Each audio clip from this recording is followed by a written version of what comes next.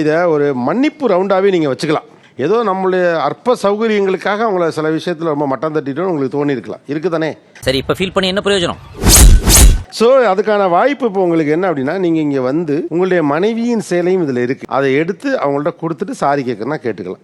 நீ ரொம்ப ஓவரா போயிட்டு இருக்க, ரொம்ப ஓவரா போயிட்டு இருக்க. என் பொறுமைக்கு ஒரு அளவு இருக்கு. அப்புறம் ரொம்ப கவனம், சேலையை மட்டும் மாற்றி எடுத்தீங்கன்னா அதுக்கப்புறம் எந்த சாரியிலையும் நான் அவங்கள காப்பாற்ற முடியாது. வாய்ப்பு இல்லை ராஜா, வாய்ப்பு கிடையாது. முதல்ல கரெக்டானு சொல்லிருங்க. Correct sir, correct. ஆஹா, அதை கூட அழகா புள்ளைட்டு தான் கொடுக்குறாப்ல. தம்பி இப்ப சந்தோஷம் தானே? 2 விஷயத்துக்கு நான் மன்னிப்பு கேட்கணும். ஒன்று வந்து ஒன்றும் தெரியாதுன்னு சொல்லி அந்த எண்ணத்தை ஏற்படுத்தினதுக்கு.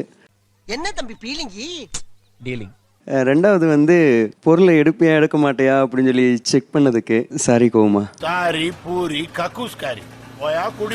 ஃபுல் வீடியோக்கு ஹேண்டிலுக்கு கீழே லிங்க் இருக்கு, அதை கிளிக் பண்ணி பாருங்க. அப்படியே சேனலை மறக்காம சப்ஸ்கிரைப் பண்ணிருங்க. நான் நினைச்சா பண்ணலாம், ஆனா பண்ண மாட்டேன்.